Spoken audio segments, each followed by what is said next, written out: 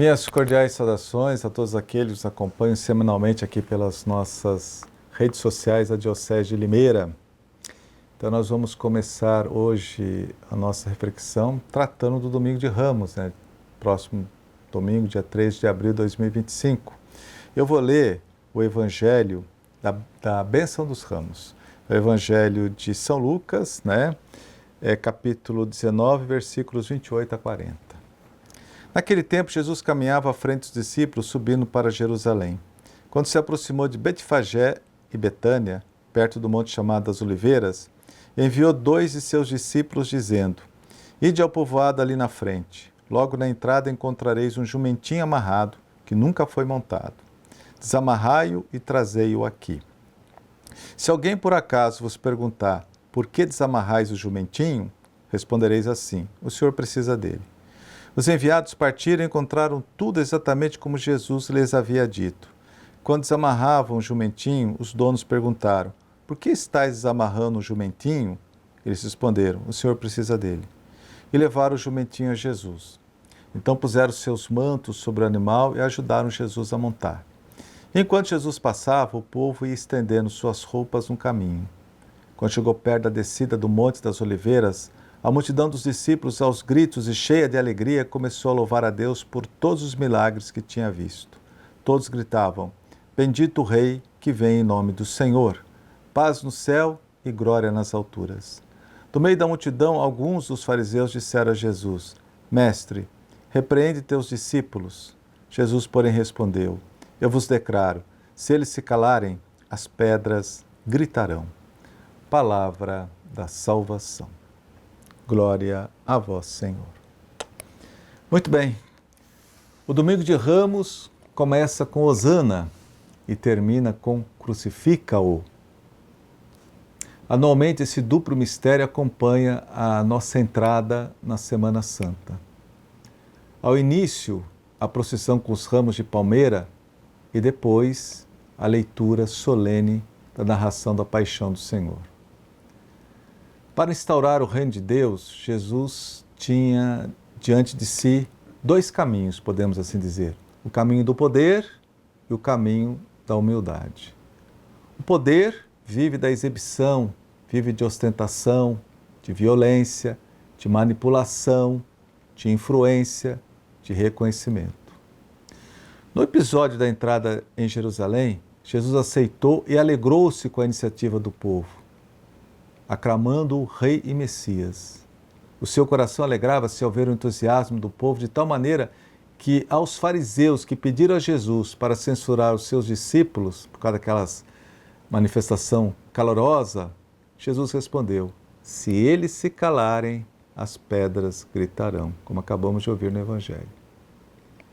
E aqui uma explicação: o caminho da humildade não significa negar a realidade. E Jesus é realmente o Messias, o Rei. Aquele povo fez o certo, ele é o Messias, ele é o Rei.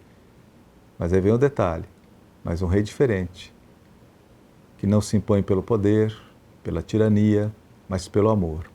Um Rei cuja coroa é de espinhos e o trono é a cruz. Isso aí o povo foi ver depois, Um Rei cuja coroa é de espinhos e o trono é a cruz. O caminho da humildade é o caminho do servo sofredor, conforme as profecias de Isaías. É um caminho de obediência fiel à vontade do Pai. De obediência até a morte, e morte de cruz. E qual é a vontade do Pai? Que Jesus liberte-nos do poder do pecado, do poder da morte. Por isso que antes da comunhão, aquela oração que precede a comunhão eucarística, quando o sacerdote levanta a voz, diz assim: Eis o Cordeiro de Deus que tira o pecado do mundo. Jesus liberta-nos do poder do pecado e da morte. Por isso Jesus sobe à cruz para descer ao nosso sofrimento. Experimenta os piores estados de ânimo que o ser humano pode experimentar: o medo, suou lágrimas de sangue no Getsemane, a rejeição, crucifica-o, a traição do amigo, Judas, e o silêncio do Pai: meu Deus, por que me abandonaste? Experimenta na sua carne as nossas contradições mais dilacerantes, mas aí vem o detalhe: permanece firme na fé. Nunca deixou de confiar na bondade do Pai, convicto que o Pai não o abandonaria, mas que está ao seu lado, socorrendo-o. A última frase de Cristo na cruz: Pai, em tuas mãos entrego o meu espírito. Um ato perfeito de fé, de confiança na bondade de Deus. Por isso que Jesus nos liberta do poder do pecado. É a força libertadora e restauradora do amor, da não violência. Jesus perdoa. Deus vence, mas a palma da vitória passa pelo madeiro da cruz.